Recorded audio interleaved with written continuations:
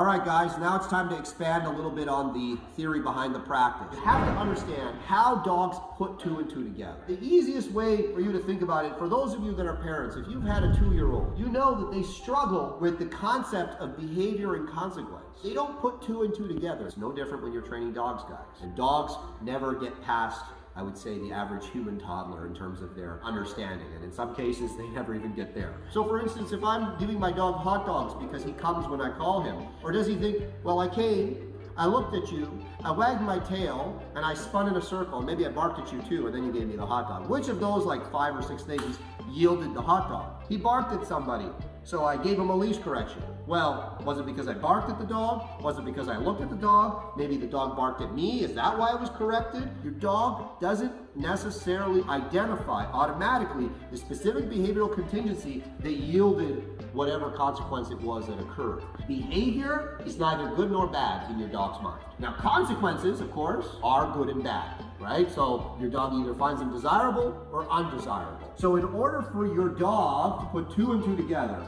what behavior yields what consequence, which is obviously going to be basically what training the dog is, you're going to use a system of communication to bridge the gap we call markers, okay? And markers help the dog put two and two together. If I'm calling my dog and I'm trying to mark the correct behavior that the dog is offering, and I say, Fido, come, and Fido turns around and takes one step towards, and I mark, I say, that's the right thing. It's basically like taking a picture of a specific behavior and saying, that thing you just did, that's why you're getting this hot dog. So markers basically help identify specific behavioral contingencies within a behavior chain or pattern that the dog is offering, and it gives you the ability to say to your dog, that thing that you just did, that is why you're getting this consequence, whether it's a good one or a bad one. We have 2 markers for positive reinforcement.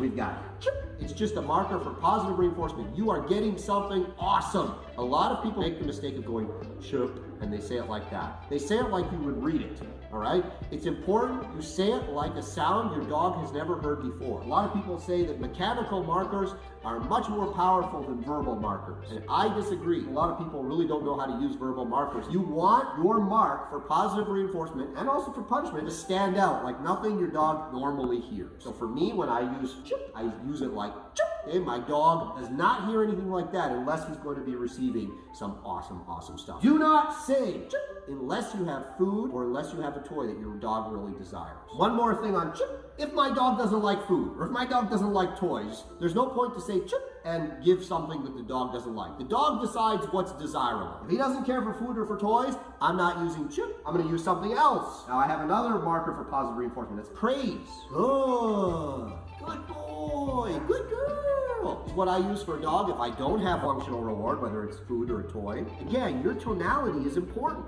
So chip is a food or toy delivery.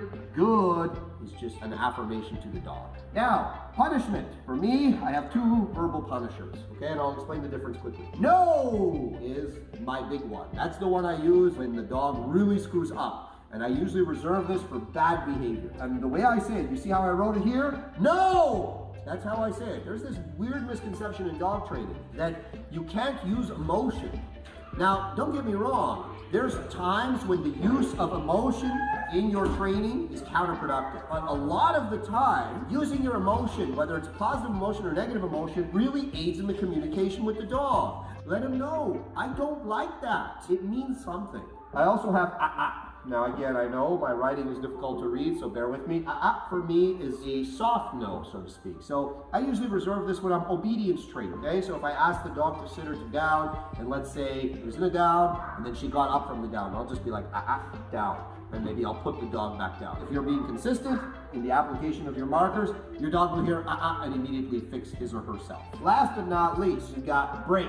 The break signal is so important because what the break signal does is it notifies your dog that he or she is allowed to stop performing a specific behavior. Let's say my dog's sitting and I say break means you're free to go. You're on your own time until I tell you to do something else. So the break signal is something that we're going to use frequently throughout the training. When I say chip to a dog, it means he or she can stop performing the specific behavior, obtain the reward, and until I give another command or direct the dog to do something else, again, he or she is free. So it's a terminal marker. I hope this helps you guys. This quick rundown, I hope this is all percolating so that when you actually see me training the dogs, you understand the means behind the method. You know why it is that you're doing what it is that you're doing. Check back in soon. There's going to be more videos to come.